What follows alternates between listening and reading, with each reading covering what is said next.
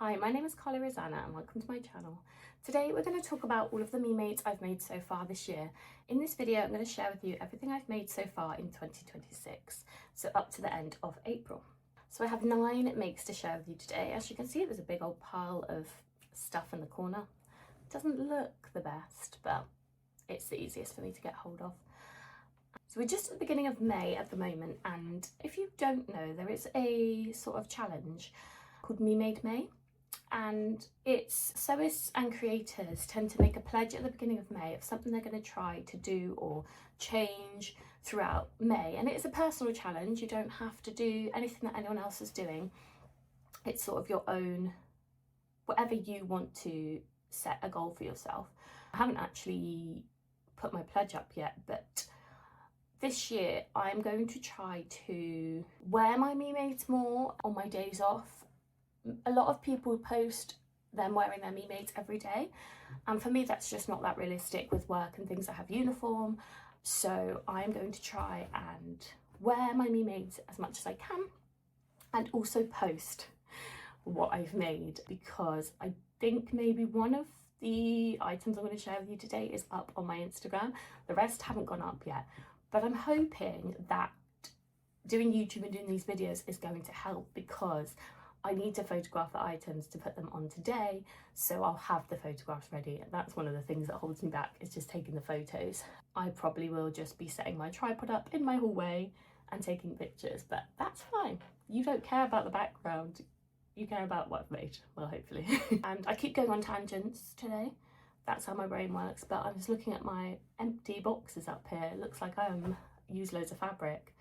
I have not got into the habit of pre-washing my fabric when I get it, which I want to get into, because I will go to think, oh, I'm going to do this, I'm going to make this project, and then I'll go, I haven't washed my fabric, so I can't. So I'm going to I'm trying to now wash as much as I can that's not already pre-washed, and then when it comes into my sewing space, then I'm going to start trying to pre-wash from them.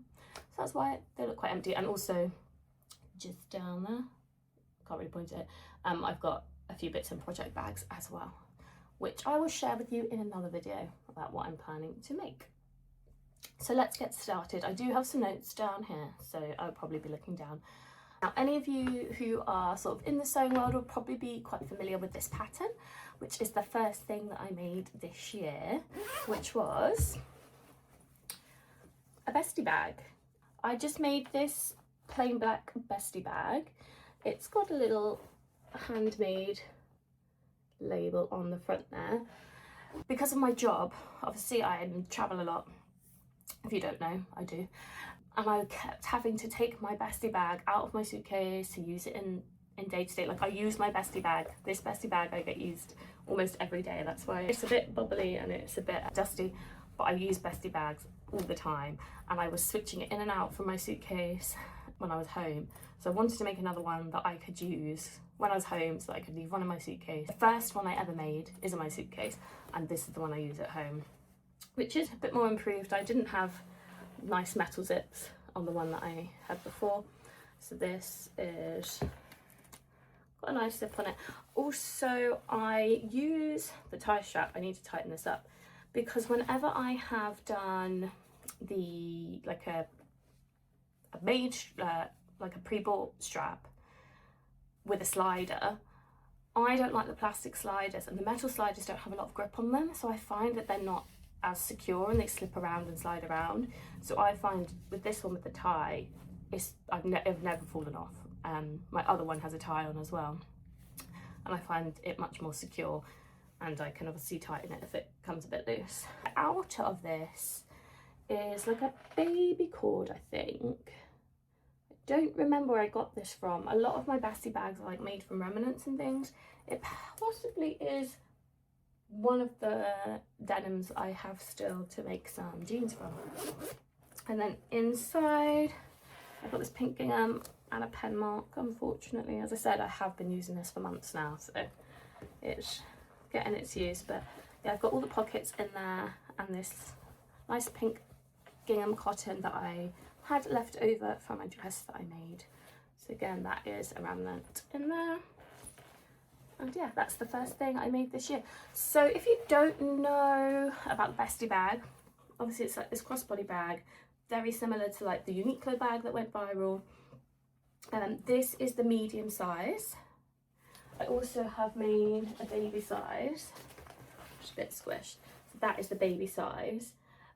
But as I said, I love my Bestie bags. They're really good size. Like, I am the type of person that likes to carry everything with me all the time, anything that I might need, and especially when I'm traveling, I like to have bits and bobs. Like if I'm going out for the day, I like to be able to have a water bottle and sunglasses and sun cream and all those different things that I need. Even like my Kindle fits in here, one of my go-to bags. The Bestie bag is by BF Patterns, and it does also come in a large size, but I haven't made the large size yet, but I have made quite a few. I've given a lot away as gifts. And at the end of January, I had one of my best friends hen do, so I made a dress for that. And I'll show you the dress. It is a little bit crinkled now. It's been washed and it's been in the wardrobe, but I'll put some pictures up that I took when I was wearing it at the hen do. So this is the dress. Obviously it doesn't it doesn't really bode well off a person, if that makes sense.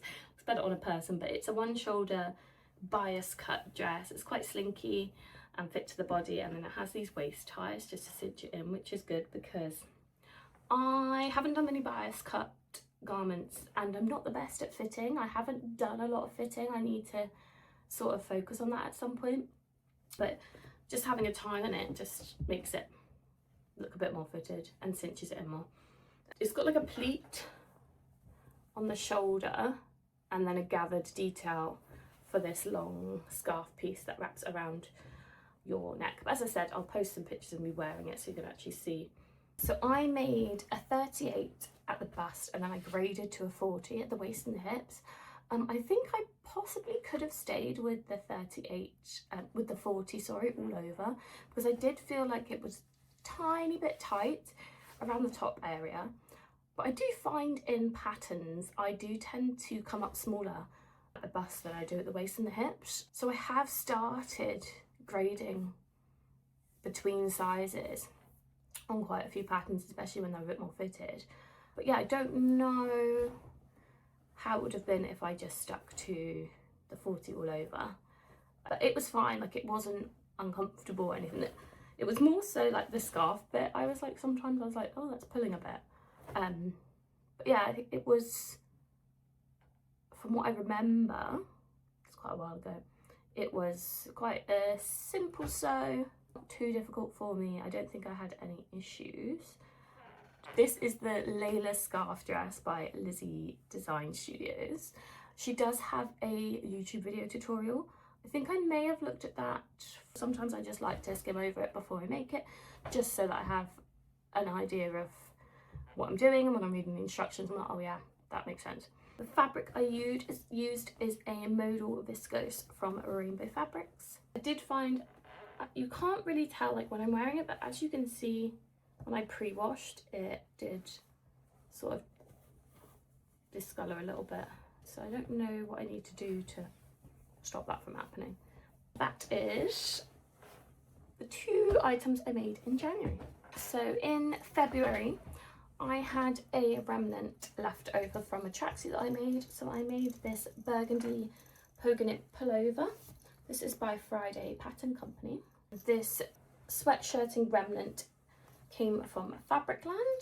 Well, I used to be able to shop in Fabricland in person, and now it's a bit further away from me, so it's a bit harder for me to do that. I've got a little label.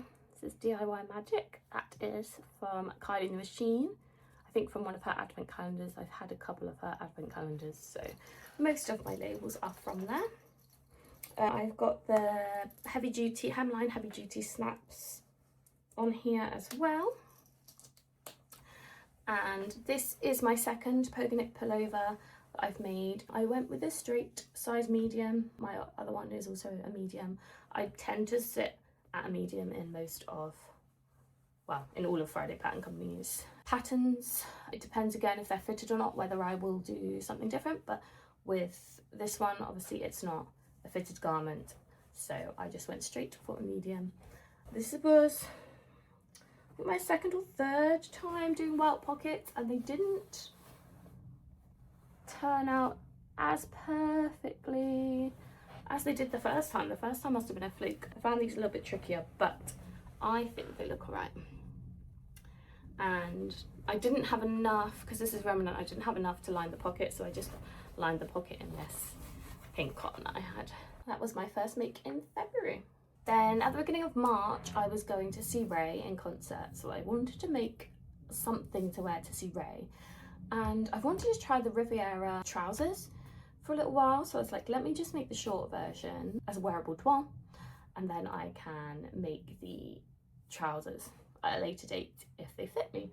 I made these Riviera shorts to wear to Ray with the belt buckle as well. So the Riviera trousers is a pattern by NH Patterns. I made a size 10 in their patterns. I probably should say, I haven't said this. I've said what size I've made, but I've not said my size. So I measure about 91 centimetre bust, which is 35.5 inches, 29-inch waist, which is about 73.5 centimetres, and 100 centimetre hips, which is about 39 inches. So I made a size 10 on these, and the fabric I've used does have a bit of stretch to it, so I thought it should be fine. However, they are quite tight around like my waist and my stomach. Slightly uncomfortable, but still wearable. But I'm not going to make another pair yet because I am trying to lose a little bit of weight, and I fluctuate a lot. I think as well, due to my job, like it's not the easiest to maintain weight, so I do fluctuate quite a bit. So I'm gonna see how I settle. Same with a couple of the jeans that I want to make. I'm gonna wait a little bit and see how things go and give myself a timeline, and then see where I sit measurements wise then. But yeah, I do love, they have this nice pleat detail at the front. Again, I use the same zip from my bestie bag. I have a continuous zip length for the zipper. This was my first fly front zip that I've ever done, which I'm pretty impressed with. I'm pretty proud of it. And then it's got like the belt loops, pockets as well. There's really nice pocket construction, and the belt again. Really bad at buying the right notions. I have a slider which was too small, but I sort of ran out of time, so I was like, I'm just going to put it on, it'll be fine. I don't think it looks too bad. It is what it is. You couldn't actually really see the belt when I was wearing the full outfit anyway. This fabric is, I don't know the composition of it. I bought it in person from Neil's Fabric maybe 2 years ago when I went. It does have a little bit of stretch to it, and it's not lightweight. It's quite medium weight fabric with a bit of stretch, but I found things that I've made from it have bubbled quite quickly. So because it was very inexpensive, I've been using it for like toiles and things anyway, and items that I don't think I'm going to wear loads. But yeah, it has bubbled a bit. And then to go with that, I basically started making the shorts, and then I had like a couple of days at home before I was going, and then thought, what am I going to wear with these shorts? I don't know. And it was March, so it was beginning of March, so it was still quite cold when we were going, and I was away, and I just went to the shops to get some inspiration, and they had loads of like vests and waistcoats, and I was like, I'll just make one of those. I'll just try and whip one up quickly. I think at this point in time I was having a little bit of a struggle mentally, so I didn't have a lot of sojo. My brain was quite chaotic. I had a lot going on in my head, so I was making quite, I don't want to use the word silly, but like mistakes that I wouldn't have made if I was in the right headspace. I'm normally quite methodical and quite meticulous when it comes to following patterns and sewing, and yeah, I was just doing little things that were not something I would have done ordinarily. So I'm going to show you this vest that I made. Let's see if you can spot the mistake. Yeah, I put all the buttonholes in the total wrong place, and then I realised, and I was like, oh great. So then obviously I put them in the right place. As you can see, the fabric has bubbled quite a bit there. I think that's where my bag might have sat with it. But I said, do you know what? It's now a design feature. I don't have time, like, as I said, I had a few days. I didn't have time to do anything else about it. And in the pictures and things, and far away, you can't see it. But yeah, it's a design feature now. But this is the Quinn vest by True Bias, and I made, there's like a shorter version you can make. I made like the medium length, and there's a longer one. And I made a size 6 in this one, and I think this fits me quite well. It does have a tie back. Again, I was missing sliders, so you can just tie it, and that can cinch in a little bit. But obviously it's all, you've got top stitching on the seams, you've got the button up middle, it's like a princess seamed there with top stitching with a little open bit at the bottom of the v-neck. I'm not very good at explaining things, but I hope you get the gist. And as you can see, I put a little label in there. I think this one's a Rosy Cheeks one. But yeah, I was really happy with this outfit. I post some pictures up here now of me wearing it at Ray. But yeah, I thought it looked really cool. Obviously, I said it's cold, so I styled it with a jumper underneath and tights and boots. Once again, the instructions for this were really good, so it's quite straightforward sew. I just had some plain black buttons in my stash that I just put on the front. As I said, it was last minute, so I may change them to something more exciting in a later date, but because the fabric is starting to bubble, I probably won't, and I'll probably just make another version. Hopefully without buttonholes on the neckline. It's still wearable. So yeah, that was the Quinn vest by True Bias and the Riviera shorts by NH Patterns. Takes me into March, and March is the month of Sew Yellow for Endo, which, if you're not sure what that is, it's a sewing challenge hosted by So What If I Sew, who's Jess, and you create something that is yellow or has yellow in it or has a hint of yellow, and you donate a little bit of money to Endometriosis UK, and there's prizes and things that you can win. So this is what I made for my Sew Yellow for Endo. It is Friday Pattern Company patina blouse. This is the second one I've made now. Is it? Technically third, I gifted one. So, but this is the first one I've made with short sleeves. And as you can see, it has big yellow flowers all over it. And a label there, which says if I were a flower. Oh no, it doesn't. It says the scent of a flower. I couldn't read it in the camera backwards. So yeah, I really like the patina blouse. It's like elevated but still casual. It's got the sort of pointed collar here. This is the short sleeve version, so nice simple sleeve. I put on it as well, I had some plain buttons, but I alternated between red and yellow, so I actually didn't have enough of either colour, but I thought that looked quite cool, and it goes with the colours in the shirt. And then it has a nice back yoke and a gathered in at the back, and it's quite like a nice loose fit. It's nice to either be wearing out or tucked in with like jeans and things. Nice for springtime with the bright flowers and everything like that. And I always find Friday Pattern Company instructions are really good. I do love indie patterns because of that. I am quite a stickler for instructions. I love following instructions. I'm not really like just go with the flow type person. I don't know what it is. I think it's like a comfort blanket. Like, I know what I'm doing, but if there's something telling me exactly what I need to be doing, I just feel safer. I think with the diagrams, it's so clear about what you're meant to be doing, but also with Friday Pattern, I can't say it today, with Friday Pattern Company, all of her patterns, she does YouTube tutorials on as well. So if you are struggling or you're not sure, or you're like, oh, I think I know what that's saying, but I don't know, then you can always go on YouTube and have a look at her videos and follow the instructions that way. I think as a self-taught sewist, that really helped me when I was learning to sew, was being able to look at a pattern, written and look at a video, and that helped me decipher how to read patterns and what they're trying to tell me and what they mean. So yeah, if you are a beginner, I'd really recommend Friday Pattern Company patterns. There are also many other companies that do tutorials alongside their patterns. But yeah, that is my patina blouse.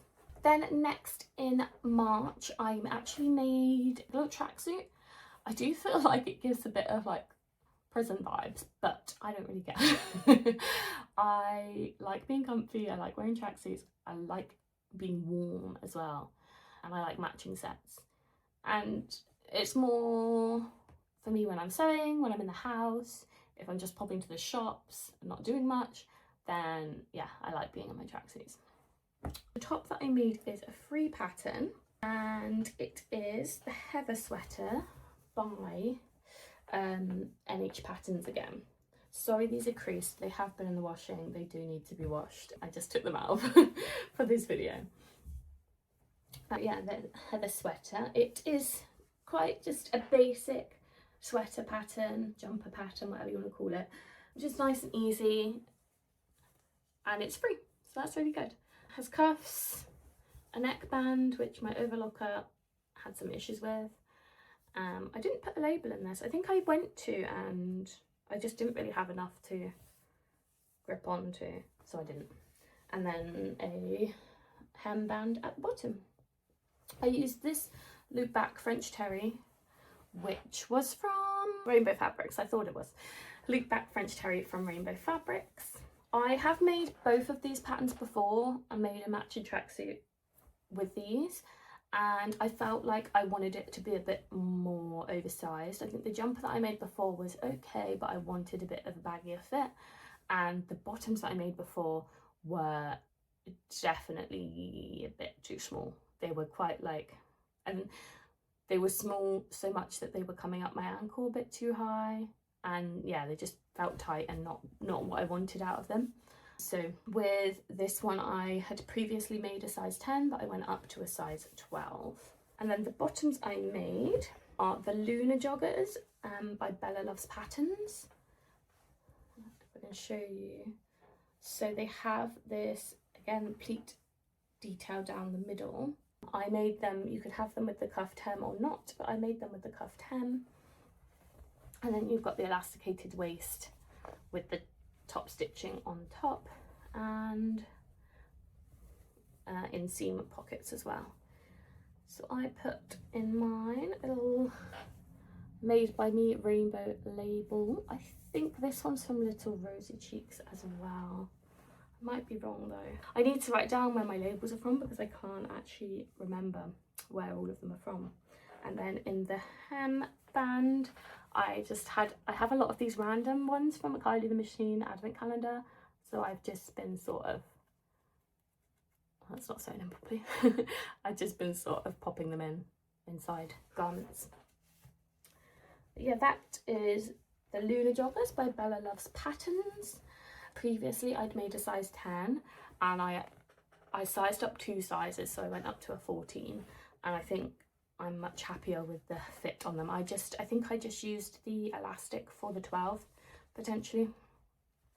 I can't 100% remember what I did there. You can also put a drawstring in with these, but I'm actually finding drawstrings a bit annoying, more so because I'm lazy.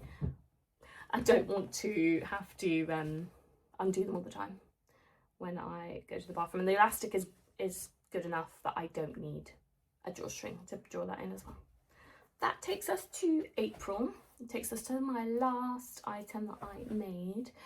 There's a little bit of a story about this. I'll post some pictures up here and then I'll show it to you whilst I'm telling my story.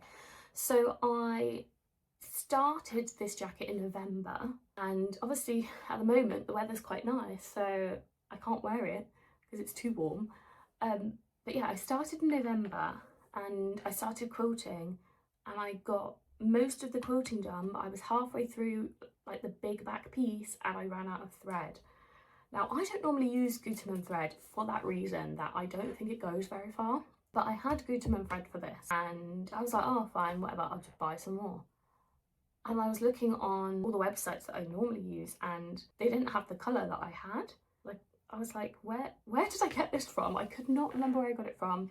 And I was like, what am I going to do? Like, it's quilting. I can't really use a different colour because you're going to be able to tell. You're going to see it. It's quite visible. So I spent just quite a few months like sort of forgetting about it, then trying to find the thread. Then I went to like a local fabric shop to me with the fabric swatch and sort of found a colour that was the same. So I was like, okay, that might work. But then they only had one spool. I thought I needed more. So then I was going to order that colour from somewhere else and I just didn't get around to it. And then last month I went to Canada and I went back to a fabric shop that I'd been to before. And I realised in there when I went down to their Gooterman stand that the colour that I had was from there. It was from Canada. And I sort of had realised that when I'd been searching online that I'd have to get it in America or Canada because I couldn't get it here or it was going to cost a ridiculous amount to ship it. But they had no stock. So I was like, oh, okay, now what? And luckily I was in Canada for a day longer than I normally am. And so I went on Blackbird Fabrics. They had stock and I just messaged them and said, because I know you can pick up from their warehouse, but it said 3 to 4 days. And I emailed them and said, no, this is a long shot. I explained my situation and said, is there any chance I can come and pick the thread up tomorrow? And they were like, yeah, sure. Just put a rush order in. Let me know your order number and we can do that for you. And I was like, oh, thank God for that. So I got up the next day, walked down and went into Blackbird and managed to pick it up. And it was quite nice. There's a lady in there and she complimented my Bestie bag as well, which was fab because that's where it's made. Yeah, so it took me so long to make this jacket because I was trying to source the thread. And I'm so glad I got it. And I was so thankful to Blackbird Fabrics for being able to give me the thread that I needed. Anyway, so let me show you the jacket. Also, I was very busy in April, so that's why I only managed to get one thing made. But this is the jacket and I'm really, really proud of it. I'm really happy with how it turned out. So I used this sandwash cotton. This was actually from, so if I'd looked on my Stash Hub to see where this was from, probably would have made me realise where I got the thread from because this was from Dress Sew in Vancouver, which is where I got the thread from. Yeah, that's a sandwash cotton and then the lining was from Rainbow Fabrics. I got the lining first and then I decided to try and match it with an outer. And the colours don't match completely, but I think they still go well together. I had 2 meters of each of the fabrics, but this lining one was only 110 centimeters width. So actually I was quite tight with cutting it out. But then I also only had 2 meters of the outer. So I wasn't sure if I'd have enough to make all the bias binding. But once I cut the pattern pieces out, I did have enough to make the bias binding. Literally, I had just about enough to bind everything. So this is the Wildwood jacket by Helen's Closet. This is the pattern there. It's going to shine on there. And I bought the hood and collar expansion pack. I bought it when that came out. These instructions are so good. If I show you, like, there's parts of it where it tells you exactly how to make the bias binding, how to do continuous binding. It tells you all about quilting and how to quilt. But if you already know these things, or if you're using pre-quilted fabric, it tells you where to skip to. And also, like with the expansion pack, it tells you, okay, do up to this stage in the main instructions and then come back over here, which is really good. And I made all of my binding by hand. I have like the binding makers that you put it through with your iron, but I find that it like slips out of place in them. So I just did the whole fold in half, iron, fold the sides in, iron, fold in half, iron for like 10 meters of bias binding. But I think that it was all worth it. It was all worth it. So some of the features of this jacket, there is 3 different lengths of this. You've got a high hip, a low hip and a mid thigh. So I went for the low hip, but then you can go obviously lower if you want to, or higher if you want to. And then obviously you can put sleeves on, no sleeves. I added sleeves with the bias binding at the cuff there so that I could fold them up to show the lining if I want. I put on the patch pockets. I kind of like this like triangle pocket design. It's quite nice and it's easy for your hand to slip into. I used the same heavy duty snaps that I'd used for my pogo nip on there. Obviously I popped the hood on as well, and then lined and bias bound all of the inside. With the sleeves and the arm sides, it does say that you don't have to do bias binding, but because I was planning on rolling up my sleeves, then I wanted it to be neat and bias binding. I was like, I'm going to do it all properly. And the same with this, with the arm side. If I ran out of bias binding, which it was possible that I would have just bound the arm side in a different colour, because it's not going to be super visible. But I managed to just about have enough, so that's nice. And then I popped in, just in the corner of this pocket, a Kylie Machine label that says Banger, and then behind the hood I popped in a label that says, "This turned out so well and I can't tell you how happy I am about it." And I think that's a Kylie Machine as well, from one of the advent calendars. But yeah, also I impressed myself because I also managed to match the stitching on the pocket. So the quilting, I managed to match it so that it lined up on the pockets. I didn't match any of the other bits, but I thought that's quite prominent. So I don't know what it would have looked like if I hadn't matched it, but I think it would have been quite like, maybe a bit jarring. One thing I will tell you about is what I'm wearing here, which I haven't shared before, I don't think. This is a Fabric Godmother flare blouse. It's a little bit creased today. But this I actually made from a tablecloth that I bought from a vintage store. So it's got little bits of embroidery on. Again, this was quite, I did have to play pattern Tetris with this. The ties are not the right colour, which I should have gone with red, I think, in hindsight, but it is what it is. And it would have been nice if there was little embroidery pieces on the fronts here, which I could potentially add on myself, but I tried to like focus on some of the details that were already in the tablecloth, tried to make even, and then I just didn't have enough to like do the placket, so that's why it's in plain white and the ties. But yeah, I tried to sort of work it all out so it looked cute, and this trim was already on the tablecloth as well, so I thought that was really cute. But yeah, that's what I'm wearing today. So I hope you enjoyed my video. Please like and subscribe, and then come back next time to see what I'm going to share with you next. I think I will do a video on what I've been buying and what I plan to make in the near future. So hopefully I'll see you again next time. Thank you for watching.